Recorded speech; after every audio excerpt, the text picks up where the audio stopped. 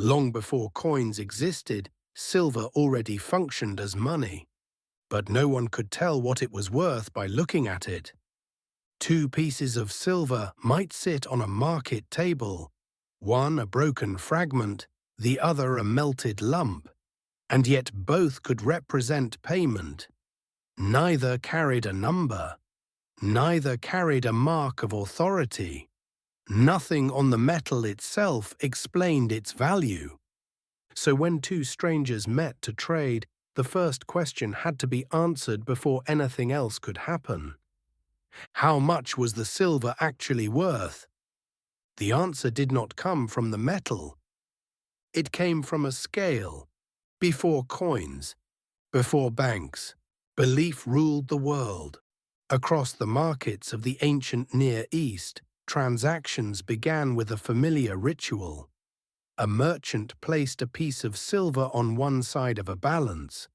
On the other side, small stone weights were arranged carefully. The beam shifted, settled, and finally leveled. Only then could the price exist. Before coins, before stamped money of any kind, value depended on measurement. Silver was not counted, it was weighed. The silver itself often looked chaotic. Broken fragments, bent rings, irregular shards of metal. Archaeologists use the term hacksilber, literally cut silver, to describe the fragments that circulated in many ancient markets.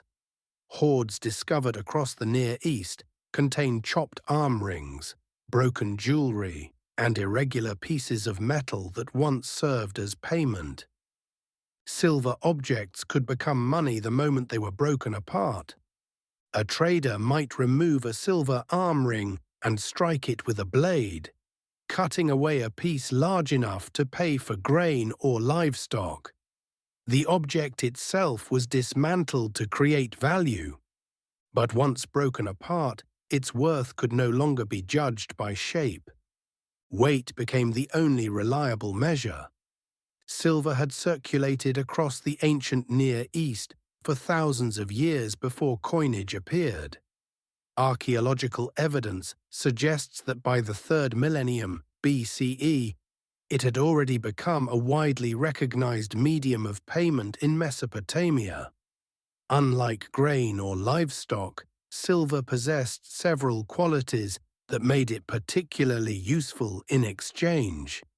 It did not spoil, it could be divided into smaller portions, and it retained value over long periods of time. Yet because the metal appeared in fragments, markets required a shared system for measuring it. In Mesopotamia, economic life gradually organized itself around standardized units of weight. One of the most important was the shekel. Today the word often refers to a coin, but in its earliest use it described a specific weight of silver rather than a minted object. Larger units followed the same principle.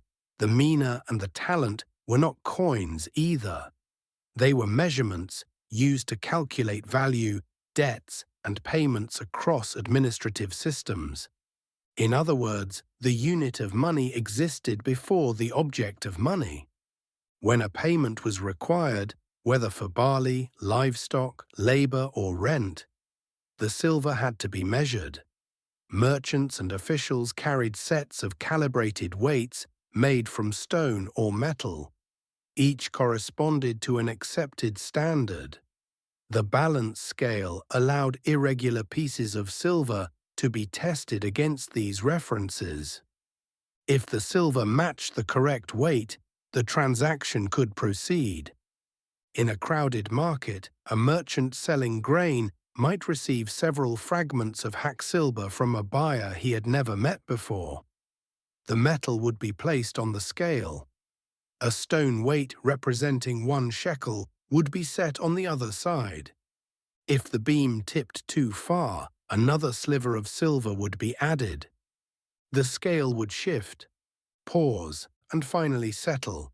The balance decided the payment. Scenes like this repeated themselves constantly across the cities of Mesopotamia. Administrative tablets from cities such as Lagash, and Babylon record wages, debts, and rents expressed in measured silver. Archaeological excavations have uncovered balance scales and standardized weights in settlements throughout the region. The system allowed value to become consistent even when the objects themselves were not. A piece of silver did not need to resemble another piece. It only needed to match the correct weight. Yet this system carried a hidden cost. Every transaction required verification. The silver had to be weighed, adjusted, sometimes tested for purity. The scale became a gate through which every payment had to pass. In small communities, this process was manageable. But as markets expanded and trade networks stretched across regions, the constant need for measurement slowed exchange. The economy could move only as quickly as the scales allowed. Measurement created trust, but it also created friction. Maintaining reliable standards therefore became essential. If weights differed from place to place, the system could collapse into uncertainty. A shekel in one city needed to match a shekel in another. For this reason, temples and palaces often maintained official sets of weights. These institutional standards served as the reference against which other weights could be compared. Merchants might carry their own stones, but those stones ultimately derived their legitimacy from the recognized standards maintained by authorities. The official weight stored in a temple functioned as a shared point of verification.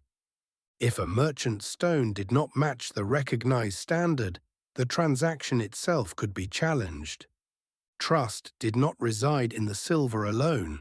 It resided in the system that measured it. Silver by weight also allowed value to become more abstract. Scribes recording economic activity frequently expressed prices, wages, and debts in units of silver weight, even when the metal itself was not physically present. A farmer's harvest could be valued in shekels. A labor contract might promise payment measured in silver. Taxes could be calculated according to these same units. The metal itself might never appear, yet its measured value served as a reference. This practice created one of the earliest forms of monetary accounting. Value could now be expressed numerically. Despite its usefulness, the system of silver by weight remained cumbersome. Every payment required weighing. Every weight required verification. Fraud remained possible, and disputes over measurement were common. The system worked, but it could not scale. As trade expanded and markets grew more complex, this manual process began to reveal its limits. The economy needed a faster way to establish value. Over time, societies began searching for a solution. If pieces of metal could be produced with guaranteed weight and purity, merchants would no longer need to measure them repeatedly. Instead of verifying the metal during every exchange, the verification could occur once, when the metal was created. This idea would eventually lead to one of the most important innovations in economic history: the coin. Coins solved the problem of repeated measurement by embedding weight and purity directly into the object itself. A stamped piece of metal could represent a trusted unit of value without requiring a scale each time it changed hands. But the logic behind coinage did not appear suddenly. It emerged from centuries of experience with silver by weight. The balance scale had already taught societies something fundamental. Value could be stabilized through measurement.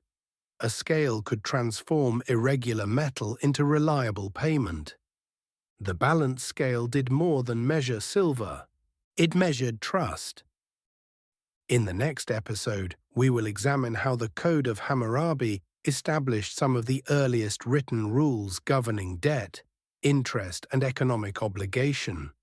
With these laws, early states began formalizing the economic relationships that systems of measurement had already begun to shape.